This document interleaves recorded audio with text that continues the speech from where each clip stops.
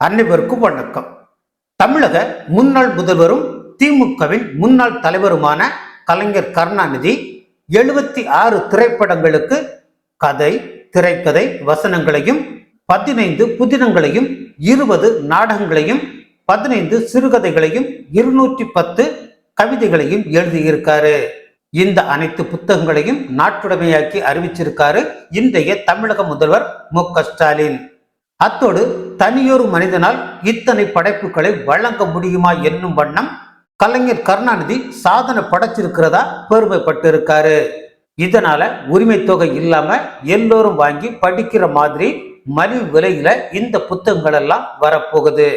தமிழ்ல மட்டும் போதாது, வான்கோழி, வாழ முடியாதவர்கள் மறக்க முடியுமா போன்ற புத்தகங்களை எல்லா மொழிகளையும் கொண்டு வரணும். அப்போதான் நம்ம கலைஞர் கருணாநிதி எவ்வளவு பெரிய வித்துவான்னு இந்த ஒட்டுமொத்த உலகுக்கே தெரிய வரும். இன்னொன்னையும் செய்யணும் தமிழக முதல்வர் மு.க.ஸ்டாலின். கவியரசு கண்ணதாசன் எழுதிய வனவாசம்னு ஒரு புத்தகம் இருக்கு.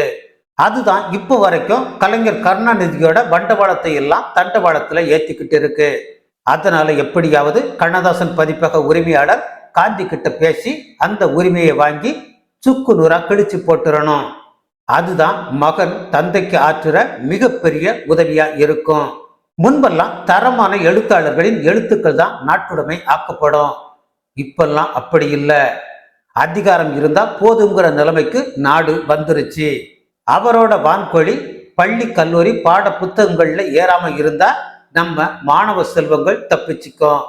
அதெல்லாம் சரி, கலைஞர் கருணாநிதி உயிரோடு இருந்தப்பவே தன்னோட கோபாலபுர வீட்டை இலவச மருத்துவமனையா ஆக்க போறதா உயிர் எழுதி வச்சாரே. அது எப்போ ஆகும்? முதல்வர் மு.க.ஸ்டாலின் அவர்களே. நன்றி.